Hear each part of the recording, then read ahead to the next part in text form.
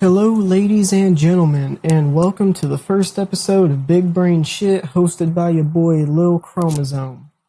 Now, this podcast is just going to be me telling stories, going on some rants, maybe some conspiracy theories thrown in there every once in a while. Who fucking knows where it's going to go? Now, this first story that I have for y'all today is about a trucker named Jackrabbit. Now, how I met Jackrabbit was I moved to the place where I am now, to a bigger city, from a real small town. And after about a year of working at a pizza place here, I decided to get a new job at a grain silo because I like manual labor. And what we would do at the silo is truckers would come in and we would take their trailers, we would crank the bolts on the bottom of them, that way the grain would come out, and it would fall into a pit, and from the pit it would go all the way up 140 feet to the very top of the silo, to the bin deck, is what they called it. And somebody up there would be running like a tripper is what they called it. It's this machine that moves from bin to dump the grain into big old holes. Now, these truckers that would come in, to put it nicely, they were a different breed. I got a lot of stories about all these different truckers that I met. And this guy that I'm talking about today, Jackrabbit, I first met him probably about a fourth of the way through harvest season. And the first time I met him, he hops out the truck, little short guy. He was real short to come to think about it, but real short, white hair, and just all smiles, like looking happy as shit. And he gets out and he says, "Hey, do you work with so and so?" And I'm just gonna call this guy Jack.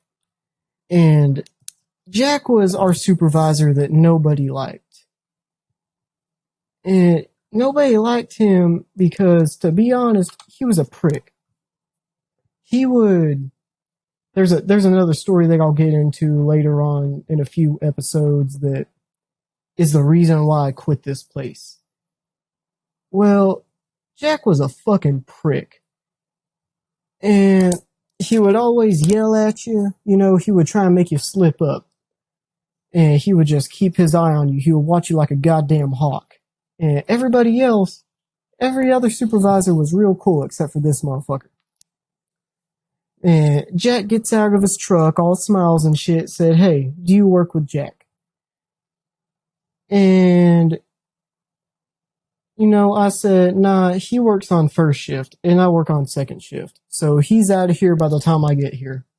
And he said, "Oh, okay, well, the next time you see him, tell him that his hooker wants his $12 back." I said, "What the hell?" And he said, "Yeah, just tell him that the hooker wants her $12. I said, okay, I'll tell him. And that kind of set the tone for my other interactions with Jackrabbit. Just crazy as shit. So the second time that I encountered Jackrabbit, he came in and he hops out the truck. And I asked him, because I had started getting friendly with some of the truckers. I was like, "Hey, Jack, how you doing?" He said, "Oh, I'm doing all right." I said, "How long you been driving today?" He said, "Probably about 12 hours today." And I said, "Well, you got any stories from, being a trucker, just any entertaining shit?" And he's like, "Oh, yeah, man." He said, "One time, I was out there by this lake, probably about, 200 miles away from here. I was out there at this lake, and I met this hooker, this lady of the evening, as he called it. And, we drive off, I pay her, and whenever we got out to the lake, we did the deed, and then she passed out on my fucking shoulder." I said, "What the hell?" He said, "Yeah, she passed out on my shoulder." I said, "Okay." And he's like, well, I started going through her shit, through her purse and all that good shit. And all the while that he's telling me this, I'm sitting there thinking, what the hell? If I was to tell anybody what you're telling me right now, you would be fired in a goddamn heartbeat. But apparently this man just didn't give a fuck. And, he started telling me, well, as I was going through her shit, I saw the money that I gave her. I took that. And then I come to find that she's got some crack in her purse. And I said, oh my Lord. Like, in my mind, I'm sitting there thinking, oh shit, this is going to be good as hell. But he says, well, I find the crack and I find the pipe and I start smoking it in my truck right by this lake with this hooker passed out on my goddamn shoulder. I said, shit, man. It's like, yeah. He said that he gets high as fuck and he starts seeing shit. And whenever he starts seeing shit, he starts freaking the fuck out. And he said that he ends up accidentally waking up his hooker. And she's like, where the fuck are we? Like, what are we doing here? And he's like, well, I just fucked the shit out of you. And this is where you get the fuck out of my goddamn truck. And he tells me that he just picks up all of her shit, chucks it out the truck, and opens up her door on the side, and literally kicks her the fuck out of the truck, makes her fall down on the ground, and then just drives away. I said, God damn, bro. And this led into another story that he told me that same day.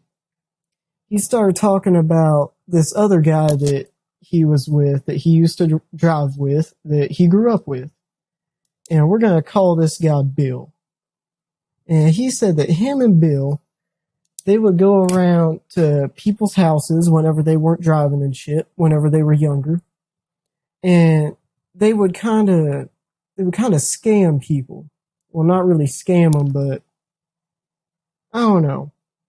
Kind of like they would say that they was going to fix their shit, but they would upsell the fuck out of it. Whatever they had to do, they would upsell the fuck out of it. And he said that him and Bill went to this old lady's house one day. This nice little old lady. And they walk in and he's like, oh, hey, Bill. Hey, Jackrabbit. My microwave's fucking up. And he's like, okay, well, show me what's going on with it. And so she turns it on and sparks start flying all over the place in there. And he's like, oh, okay, I see what's wrong with it. And so they take it outside, put it in the car, and drive back to Jackrabbit's house. Whenever they get there, his friend Bill said, I already see what's wrong with it. This is going to be real easy, but don't tell her that it's going to be real easy. He said, what do you mean? And Bill says, okay, well, look at this. He opens up the microwave, and they look in there, and there's this little screw that's popping out the top of it, and there's 4 of them. But the other 3 had these little plastic coverings over them, he said. And this one had lost its plastic covering, apparently. And he said, this is what's wrong with it, and pretty much all we need to do is put a little plastic covering over it, just real quick, like about 2-minute fix. They do that, and he said, okay, well, what we're going to do is we're going to tell her that there was a part in it that had something wrong with it. And we're going to bring it back to her tomorrow. But we're going to go over there now, let her know, and she's going to give us some money to go and get that part. He said, okay, what the fuck? And so they go over there, and they tell the lady, they said, hey, there's a part wrong with this microwave. It's going to cost about, I don't know, $50 to fix it. And, in my opinion, if it's going to cost $50 to fix a microwave, just get a new fucking microwave. They're not that expensive. You can go to a garage sale, a Goodwill, something. Just get you a new microwave. They ain't going to cost $50 fucking dollars. But anyway, so the lady gives them the $50 and they go back to the house and they're like, okay, well, we already fixed this shit. Now we got $50. And he said that Bill wanted to go down and buy some dope. And Jackrabbit said, all right, let's go buy some dope, Bill. So they go, they buy a nice little crack rock, and they get back to the house and they start smoking it. They split up, they start smoking it. And Jackrabbit said the entire time he was smoking it, he was getting geeked as fuck. He said this was some good dope. And he said that Bill thought otherwise. He said that Bill was sitting there, man, this dope is real shitty, man. Like, fuck this shit. Like, this is some shit dope. This is the worst dope I ever smoked in my fucking life. But all the while, he's still smoking the shit. And Jackrabbit said, well, Bill, if it's real shitty, why are you still smoking it? He said, well, fuck, I don't know. And so they ended up going and getting more dope. He said they had to go to the ATM, pull out some money from one of their checking accounts, and goes and gets more dope. But anyway, the next day, after they get geeked as fuck, they end up bringing it back to the lady. The microwave back to the lady. It cost her $50 fucking for a real easy fix. Bring it back to her, and everything's all good. Everything's all good. She didn't question it. She didn't do nothing. She's just said, oh, well, thank you, boys, and all that good shit. And that was my encounters with Jackrabbit. Jackrabbit was a very special man. I remember whenever he would roll up in his big old 18-wheeler, I would be sitting there in the pit getting ready to crank the bolts on his truck, and you could always tell whenever it was him, because up on top, on their windshield, he had this big old decal that said Jackrabbit on it. And after he told me that story, I got to thinking, you know, that guy, the other guy, Jack, that was a manager at the grain silo that I worked at, you know, he was a real dick to everybody. But he seemed to know Jackrabbit real well.